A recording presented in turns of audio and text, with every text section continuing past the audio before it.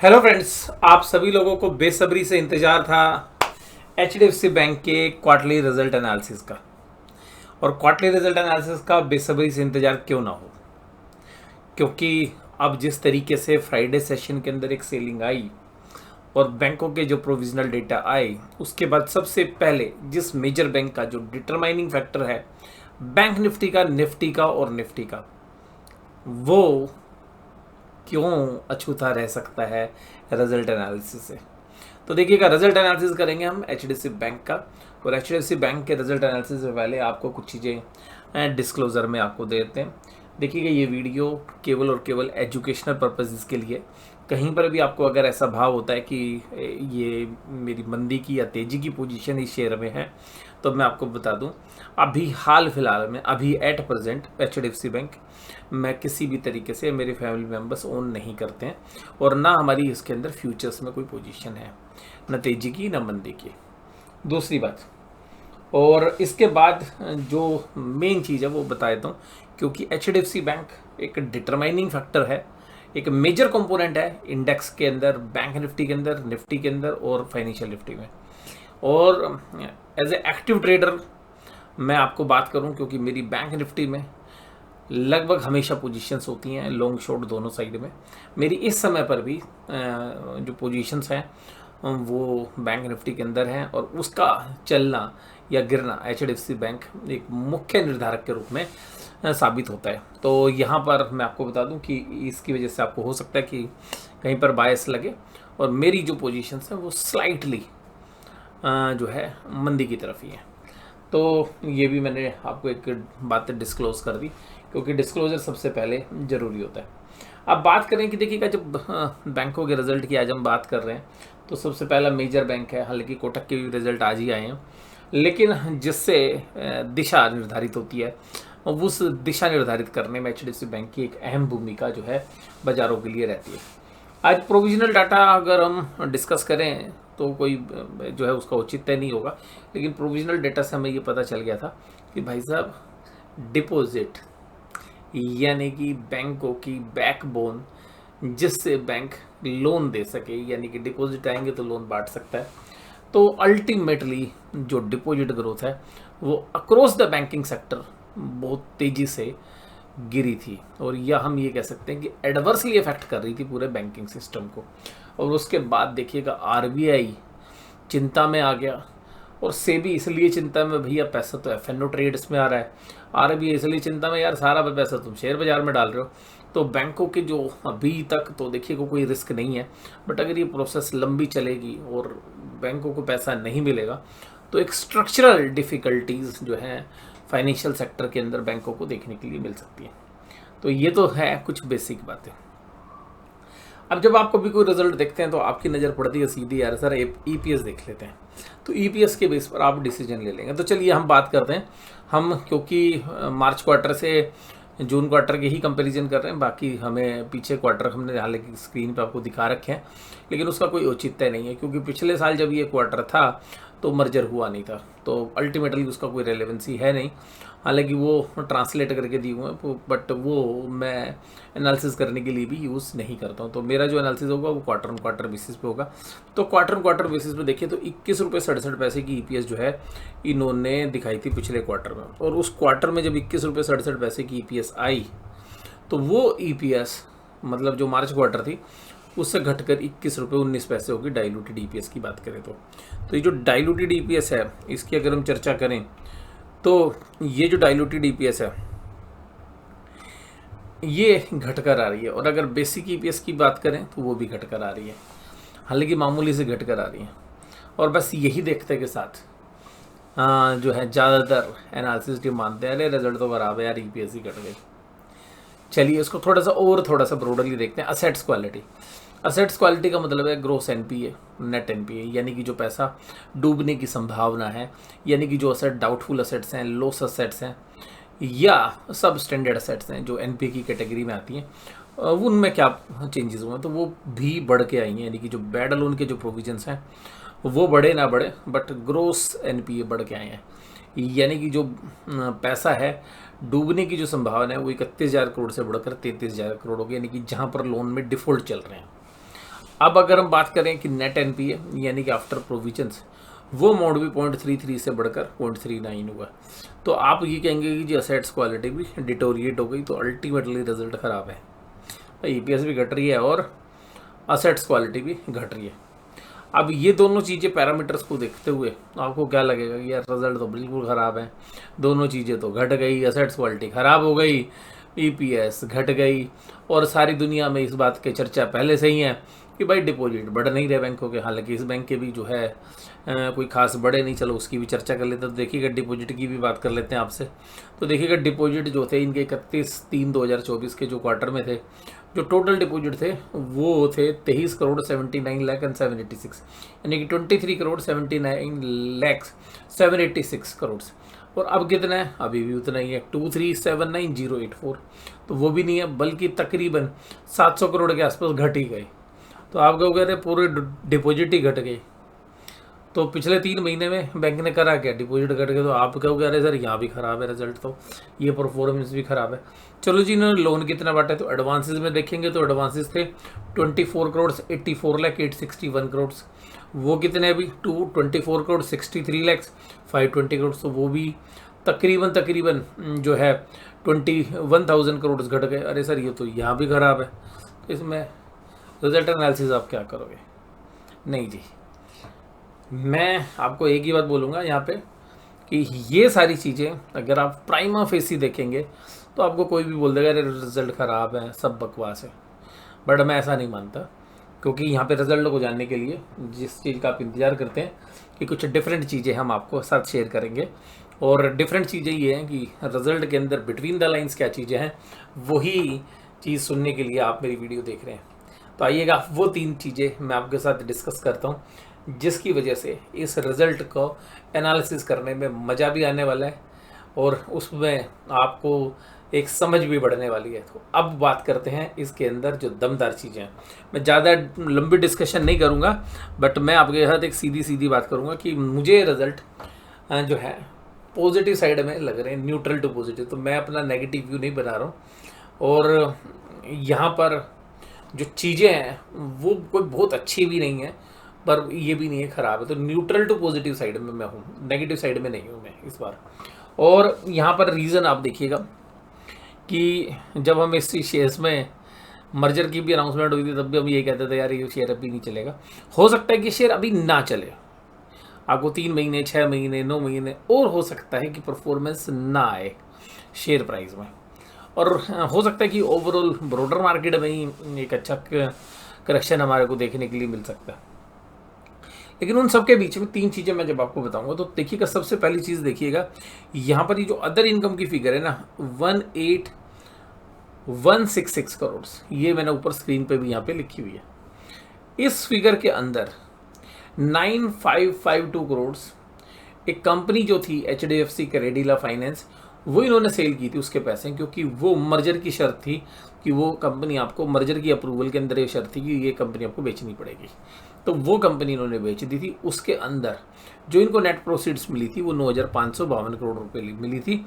वो सारी की सारी सेल प्रोसीड्स, यानी कि जो वैल्यू थी, यानी कि सॉरी जो गेन था सेल प्रोसीड्स माइनस जो कॉस्ट थी, जो निकाल कर नेट अमाउंट आया विद बिफोर टैक्स, वो उन्होंने इस फिगर्स के अंदर ऐड कर दिया था। तो जब हम कंपेयर करेंगे कि भाई ये 18,166 करोड़ से अदर इनकम की फिगर 10,000 करोड़ हो गई, तो आप कहोगे अरे ये तो बेकार हो गया। नहीं, इसको आप ऐसे कैलकुलेट करेंगे, क्योंकि इस फिगर्स में से आप जो कीमत मिली थी कंपनी बेचकर, उसके बाद जो वैल्यू थी वो थी 8614।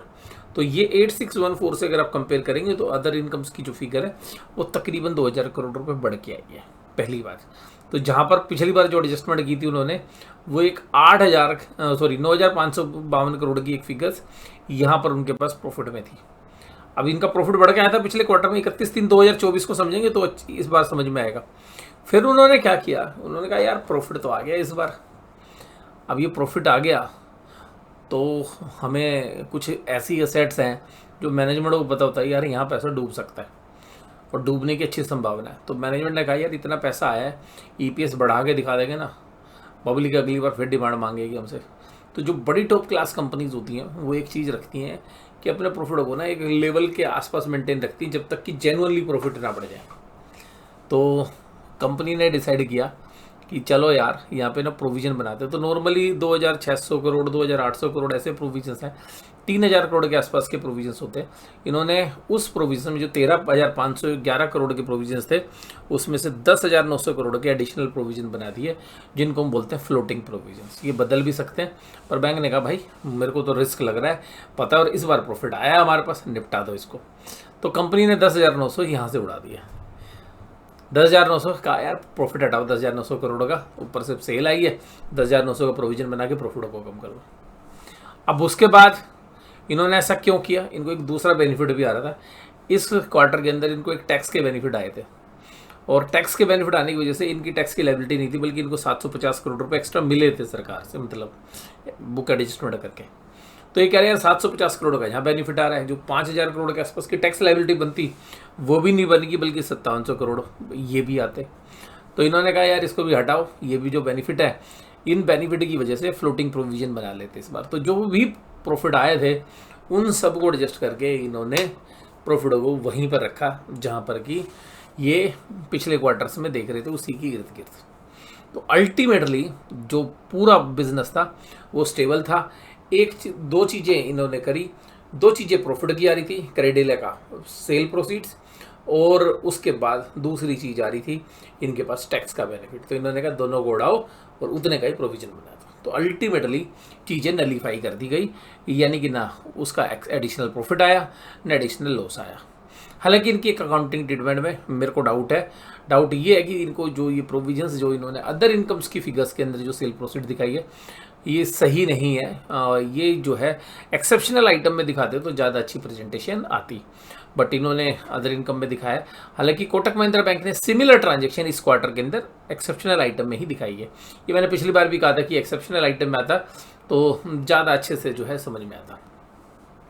तो सर ये तो आगे बात हमें समझ में कि पिछले क्वार्टर को समझा दिया आपने, सर इस क्वार्टर की बात करनी थी आपने, अरे इस क्वार्टर पे आ रहे हैं। तो अब इस क्वार्टर में देखिएगा अब कुछ खास नहीं है, आपको चीज़ समझ में आ जाएगी। पिछले क्वार्टर से अगर इस क्वार्टर में देखें तो जो इंटरेस्ट की अर्निंग्स हैं वो तकरीबन 1500 करोड़ रुपए एक्स्ट्रा आई है। अब 1500 करोड़ रुपए एक्स्ट्रा आई और 2000 करोड़ के आसपास आपको अदर इनकम एक्स्ट्रा आई है, क्योंकि मैंने नेट फिगर कर दी। तो तकरीबन 3500 करोड़ के आसपास की एक एडिशनल इनकम इनके पास आई है। अब यहाँ पे खर्चों पे क्या किया इन्होंने, अब इनको पता था कि यार इस साल जो है ना डिपॉजिट तो बढ़ा नहीं है, इस क्वार्टर में मर जाएंगे यार अगर सब कुछ दिखा दिया। तो कुछ ऐसे खर्चे जो इस क्वार्टर में होने चाहिए, तो जनरली कंपनियां क्या करती है, बोले यार इसको अगले क्वार्टर में भेज, अभी छोड़ो यार, अब अगर सारे खर्चे इसी में हो तो जनरली ऐसे एग्रीमेंट कर लेती हैं अपने जो भी इंटरेस्टेड पार्टी हैं, जो स्टेक होल्डर्स हैं, कि भाई ठीक है जो भी पैसा बन रहा है तुम यार इस क्वार्टर छोड़ो, अगले क्वार्टर में ले लेना। तो इस वो असर जो है यहाँ पे दिख रहा है। एक इंटरेस्ट तो देखिए आप कर नहीं सकते क्योंकि आरबीआई गाइडलाइंस के हिसाब से, तो इंटरेस्ट की कॉस्ट जो है तकरीबन 700 करोड़ के आसपास बढ़ गई। चलो कोई बात नहीं, अब 700 750 करोड़ बढ़ गई। अब बात है ऑपरेटिंग एक्सपेंसेस, तो जनरली खर्चे कहाँ बढ़ते हैं यार, इन्फ्लेशनरी मार्केट में नहीं बढ़ते ना, घटते। इन्होंने घटा दिए, इन्होंने 17,968 करोड़ से घटा के 16,620। आपके पास अदर इनकम की फिगर बढ़ के आई है नेट करके, तो इन्होंने एक सारे खर्चे घटा दिए। एम्प्लॉय की कॉस्ट आप देखेंगे तो ये बेनिफिट इसलिए भी है कि मर्जर की वजह से कुछ एम्प्लॉय की छुट्टी कर दी, वो बेनिफिट इस क्वार्टर में इनको दिख रहे हैं। लेकिन भाई मर्जर तो पहले ही हो चुका था, तो अब बेनिफिट कहाँ से आएंगे। बट हाँ मान लेते हैं कि धीरे धीरे ग्रेजुअली एम्प्लॉयज़ की छुट्टी होती जा रही है, इंक्रीमेंट आता है जनरली, तो कुछ लोग यहाँ से निकल कर चले गए हैं, बैंक छोड़ के चले गए हैं। यानी कि बैंक ने ऐसे इस तरीके के हिसाब किताब बनाया कि वो एक बेनिफिट हो सकता है यहाँ पे आया। दूसरा जो है अदर ऑपरेटिंग एक्सपेंसेस में, बट ये जो है हमें थोड़ा सा जस्टिफाई इसलिए नहीं लग रहा क्योंकि पिछले क्वार्टर्स में हम देख रहे थे, तो वहाँ से अगर इकोनॉमीज़ का बेनिफिट आना है तो economies of scale other expenses में आना होता तो पीछे से आता। तो अल्टीमेटली हमें ऐसा लग रहा है कि कुछ एक्सपेंसेस अगले क्वार्टर में आएंगे, तो जो अदर ऑपरेटिंग एक्सपेंसेस की फिगर इस बार कम है वो अगले क्वार्टर में आपको ज़्यादा दिखेगी। तो अल्टीमेटली यहाँ पर जो एक्सपेंसेस की फिगर है वो पिछले साल से घट कर आई है।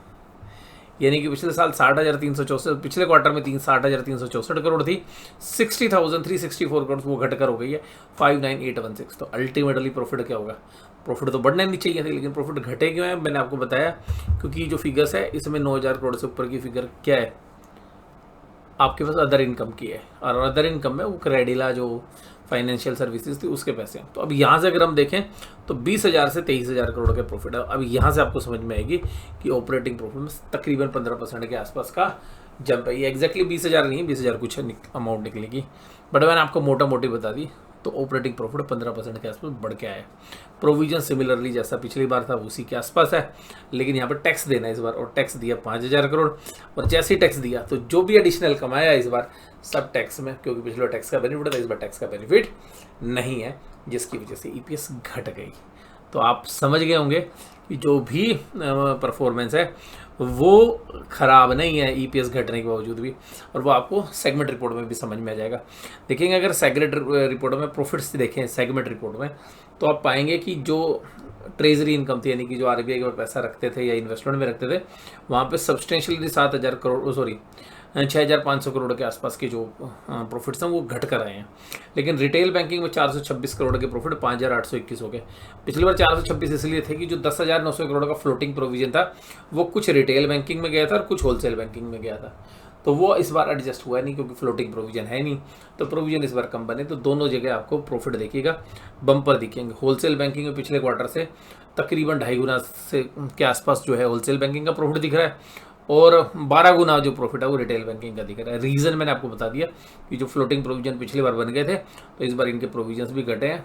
तो और वो प्रोविजन पिछली बार इन प्रॉफिट में से घट के आए थे, यानी कि जो भी टोटल प्रॉफिट है तो उसमें से प्रोविजन घटा दिए थे। तो इस वजह से आपको समझ में आएगा। तो सेगमेंट रिपोर्ट को आप देखेंगे तो आप कहोगे यहाँ तो सर बम्पर प्रॉफिट दिख रहा है इनका, वो बम्पर प्रॉफिट नहीं है, वो प्रॉफिट बस इसलिए दिख रहे हैं क्योंकि पिछली बार इन प्रॉफिट्स में से वो 10,900 करोड़ का फ्लोटिंग प्रोविजन माइनस था, चाहे वो रिटेल बैंकिंग था या होलसेल बैंकिंग था या अदर बैंकिंग था। तो प्रोपोर्शनेटली क्या है कि 7,000-8,000 करोड़ के आसपास का होलसेल बैंकिंग में था और 2,500 करोड़ के आसपास का रिटेल बैंकिंग में था, और बाकी मिसलेनियस में थे।